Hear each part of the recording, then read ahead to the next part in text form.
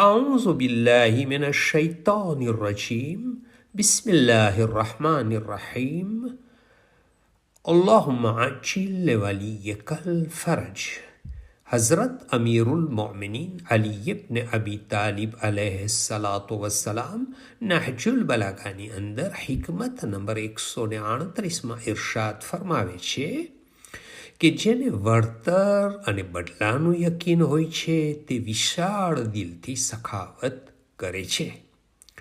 આ હદીસમાં ઇમામ અલી અલૈહિસ્સલામ ફરમાવે છે કે જેને ખુદા ઉપર યકીન હોય કે તેની નેકી અને દાનનો બદલો અલ્લાહ જરૂર આપશે તો તે કોઈ દિવસ સખાવત અને દાન કરવામાં પાછળ નહીં હટે. અને નેકીમાં બહેતરીન નેકી દાન અને સખાવત છે. દાન કરવાવાળાના ઘણા ફાયદા છે.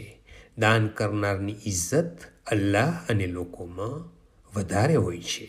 દાન કરવાવાળા માટે અલ્લાહની ખાસ બક્ષિશ હોય છે. દાન કરનાર અલ્લાહના અઝાબથી પણ બચી જાય છે. જેમ કે કુરઆને મજીદમાં આવ્યું છે કે એ ઈમાન લાવનારાઓ, હું તમને એક એવી વસ્તુનો વેપાર બતાવું છું જે તમને અલ્લાહના અઝાબથી બચાવે. એ છે અલ્લાહની રાહમાં સખાવત અને દાન કરવું. અને જેને અલ્લાહ ઉપર યકીન છે તે રાહે ખુદામાં પોતાના માલને વાપરીને અલ્લાહના અઝાબથી બચે છે. બીજી એક આયતમાં સૂરે સબા આયત નંબર 39માં ખુદા ફરમાવે છે કે બેશક અમારો અલ્લાહ જેના રિસ્કમાં ચાહે વધારો કરે છે અને જેના રિસ્કમાં ચાહે તો ઘટાડો કરે છે. અને જે કોઈ રાહે ખુદામાં ખર્ચ કરશે તેનું વળતર અને બદલો જરૂર હાંસિલ કરશે અને તે બહેતરીન રિસ્ક અતા કરવાવાળો છે. તો પછી આપણને યકીન હોવું જોઈએ કે કુરઆનમાં સાફ સાફ છે કે જે લોકો રાહે ખુદામાં દાન કરશે તેને તેનો બદલો જરૂર મળશે. અને બદલાનો મતલબ એ છે કે તેને દુનિયા અને આખિરતમાં બંને જગ્યાએ ફાયદો થશે.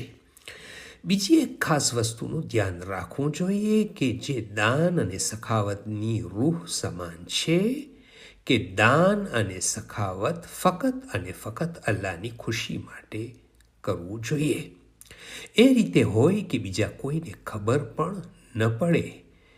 જમણા હાથથી આપો તો ડાબા હાથને પણ ખબર ન પડે.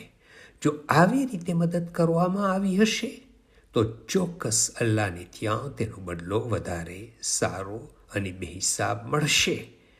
اللهم صل على محمد وآل محمد وعجل فرجهم from Fountain of Ahlul Bayt عليهم السلام.